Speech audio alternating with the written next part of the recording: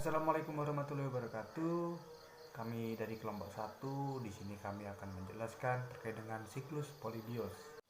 Nah, kemudian untuk isi-isi pada pemerintahan yang teranut dalam siklus Polybius ini akan dijelaskan oleh teman-teman kami sebagai berikut. Polybius adalah seorang sejarawan Yunani pada periode Helenistik yang dikenal akan bukunya yang berjudul The Histories. Ia juga dikenal akan gagasannya mengenai sistem pemerintahan yang digunakan dalam L'Esprit de Lois Montesquieu. Ia lahir pada tahun 203 sebelum Masehi, dibesarkan di kota Achaean Megapolis. Polybius terkenal dengan teorinya yang disebut siklus teori, yang sebenarnya merupakan pengembangan lebih lanjut dari ajaran Aristoteles dengan sedikit perubahan, yaitu mengganti bentuk pemerintahan politea dengan demokrasi. Polybius adalah murid Aristoteles yang menyatakan bahwa bentuk pemerintahan seperti monarki, oligarki, dan demokrasi ini berlangsung silih berganti berupa siklus, berputar, dan pada gilirannya akan kembali ke asal. Teori ini dikenal dengan nama siklus Polybius. Pembagian bentuk pemerintahan seperti dianut oleh Plato, Aristoteles, dan Polybius itu pada masa modern dipelopori oleh Niccolò Machiavelli diganti menjadi monarki dan republik. Berasal dari kata res yang berarti hal, benda, kepentingan, dan republika yang berarti publik, umum, rakyat. Sistem Polybius yang pertama, monarki. Monarki adalah sesuatu sistem pemerintahan yang dipimpin oleh satu penguasa tunggal, bisa disebut raja, syah, maupun kaisar. Sistem monarki ini diterapkan pada negara Inggris, Brunei Darussalam, Denmark, dan lainnya. Sistem pemerintahan ini tidak bisa disebut sempurna dikarenakan lama-kelamaan sang penguasa tunggal membuat peraturan yang mementingkan dirinya sendiri dan tidak mementingkan kepentingan rakyat. Itu disebut tirani. Tirani merupakan sistem pemerintahan yang dipimpin oleh satu orang yang memiliki kekuasaan yang absolut dan otoriter. Biasanya para pemimpinnya bersikap sewenang-wenang. Hal ini pernah terjadi pada negara Jerman yang dipimpin oleh Adolf Hitler. Baik, setelah teman-teman saya tadi menjelaskan sebelumnya tentang monarki dan tirani, saya di sini akan menjelaskan tentang apa itu aristokrasi, menjabarkan apa itu aristokrasi. Pertama kita bahas dulu pengertiannya secara terminologi. Aristokrasi itu terdiri dari dua kata kalau kita jabarkan, yaitu Aristoteles dan Kratos. Kalau misalnya kita lihat artinya itu sebenarnya adalah atau peraturan yang baik. Kemudian apa sih aristokrasi itu? Aristokrasi itu sistem pemerintahan yang dipimpin oleh sekelompok kecil. Di sini tuh ada biasanya tuh tokoh-tokoh politik, cendekiawan ataupun kaum bangsawan. Nah, kalau misalnya dilihat dari secara umum manfaatnya sendiri, sebenarnya aristokrasi itu kurang adil. Kenapa? Karena di sini hanya sekelompok kecil orang yang memimpin. Aristokrasi itu bisa dikatakan sebagai sistem demokrasi yang gagal. Kalau misalnya kita tarik lagi ya, sistem aristokrasi itu sebenarnya pernah menjadi sistem terbaik karena saat itu orang-orang itu berpikir daripada kita patuh pada sistem monarki, lebih baik kita patuh pada sistem aristokrasi yang dimana dianggap sebagai sama orang-orang itu sama masyarakat saat itu lebih adil. Tapi seiringnya berkembangnya zaman, akhirnya aristokrasi dianggap sebagai sistem yang gagal atau demokrasi yang gagal. Mungkin sekian dari penjelasan aristokrasi.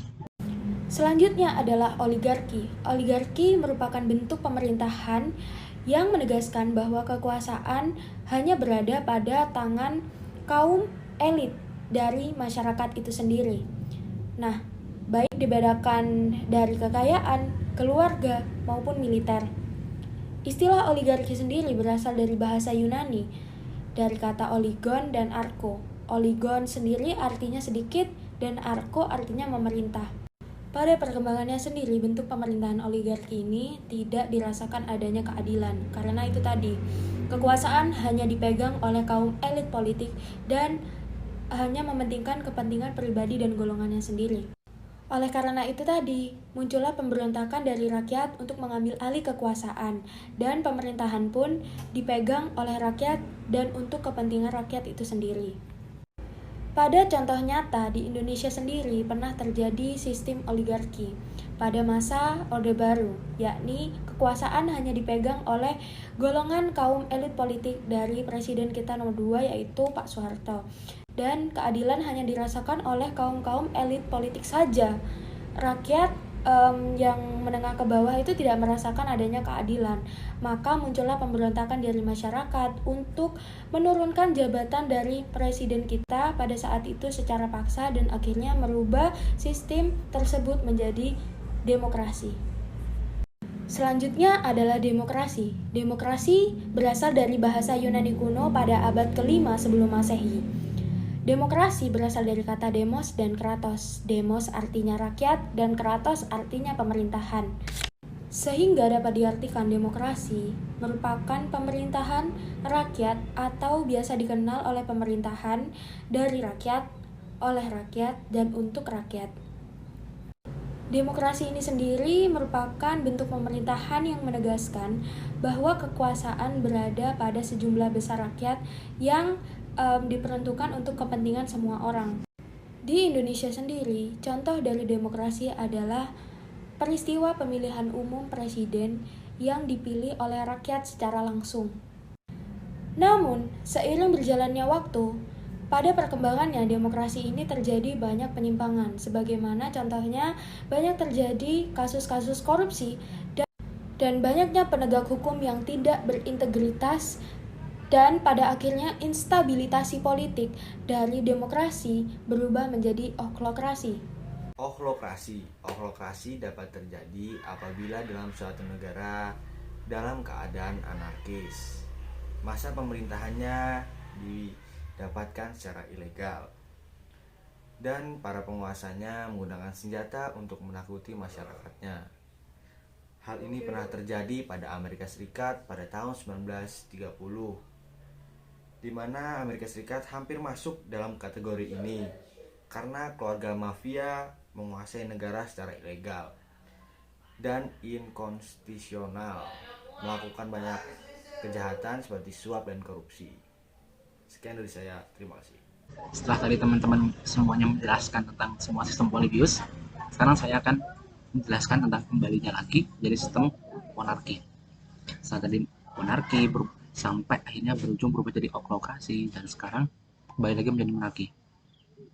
Kalau misalnya kita melihat dari sistemnya tuh dari sekarang di zaman modern ini, mungkin nggak sih sistem yang dianggap maju kembali menjadi monarki, yang dimana monarki itu pemimpinnya hanya dipimpin oleh satu pemimpin absolut. Oke, mari kita bahas ya di sini. Pertama, saya ambil contoh saja satu dari di Indonesia, yaitu di Kerajaan Banjar, Sultanan Banjar. Sultanan Banjar tuh sempat hilang selama 105 tahun. Akibat dulu dihapuskan pada zaman penjajahan Belanda pada 105 tahun yang lalu.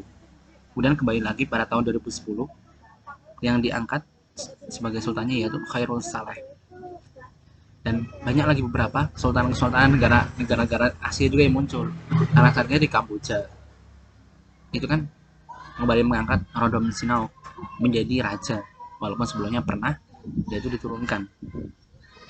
Nah, di sini apa sih sebab-sebabnya dia itu kembali lagi ke sistem monarki itu? Kembali ke monarki itu karena mereka tuh menganggap raja-raja sebelumnya yang pernah memimpin atau raja-raja yang itu dianggap bijak, sehingga mereka kembali percaya sama sistem monarki. Dan nggak kemungkinan beberapa negara-negara di Eropa juga itu kembali ke sistem monarki walaupun dikatakan pemikirannya berkembang, karena setiap pemikiran berkembangnya itu persepsi orang juga berbeda-beda. Jadi sinilah monarki kembali digaungkan oleh beberapa kelompok. Mungkin segitu. Terima kasih.